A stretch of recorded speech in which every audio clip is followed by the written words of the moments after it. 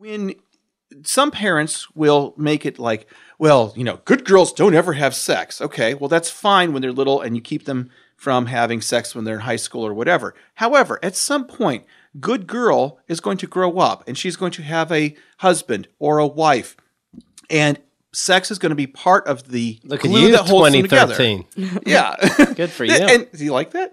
And the thing is that at that point, if they still have going through their head, because it was nailed in there that, oh, good girls don't have sex, and then that's the attitude they bring to bed with their husband or wife, then, that's going to fuck things up. So why, parents are just, a lot of parents are lazy and stupid that way. They come up with a cover-all rule, a dummy rule, kind of like, clean plate club or some shit like that. And then they do that because now they don't have to talk about it anymore. They don't have to discuss it. They don't have to worry about their own insecurities about it. And I've got plenty of insecurities about sex, but the whole point is that I try to overcome them for the sake of my kids.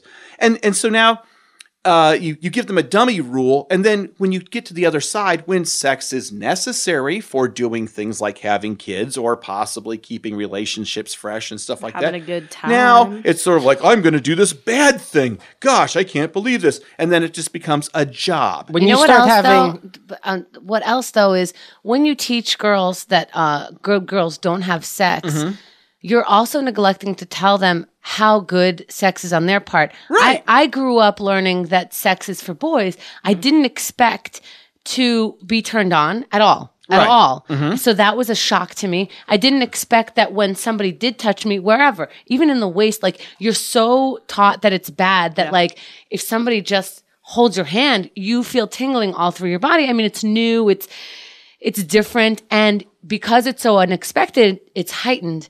So now I'm floored by what the fuck it's doing to me. And I'm so confused because I thought this would only bring pleasure to men. And that's why I'm keeping it to myself, because they're going to use me and blah, blah, blah. I didn't know I could use them. I got to watch out for that. You know what I mean? I got to watch out for it overtaking my mind. It fucking blew my mind. It blew my mind. My mind went to mush, and I was like how they described dudes to me growing up, where my mind was constantly on sex. As soon as I knew what it was about, as soon as I felt a little hint of it, I wasn't even having sex.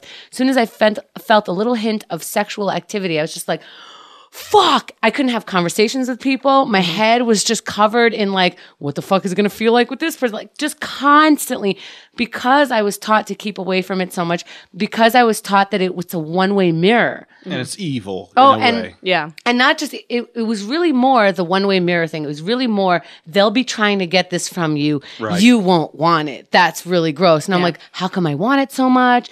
Where did this fucking come from? Nobody warned me about this shit. It was terrible. And by the way, talk about how old you are.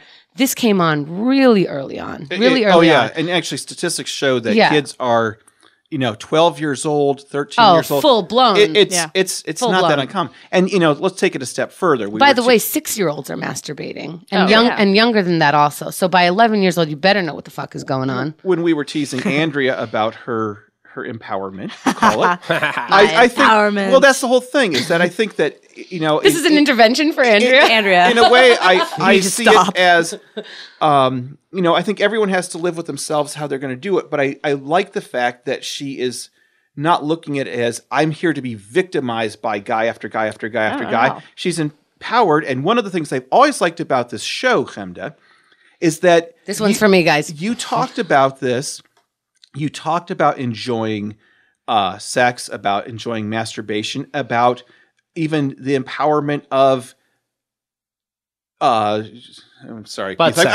sex. I'm going to fuck with Keith for just a second. About being able to have power over him when you had his stuff in your hand. I mean, the whole point is that... I'm not following this, but I really don't want to. Well, no, it's the Block fact that at the last few minutes, the woman is in command. A I see. guy can't. I mean, what's he going to do? No, stop that. How many Right guys now. just decide? Well, no, you will not have that power over me. At that point, the guy's, oh yeah. He's of course, Michael's right. Well, Michael, if you're doing it right, the girl will feel the same way. KeithAndTheGirl.com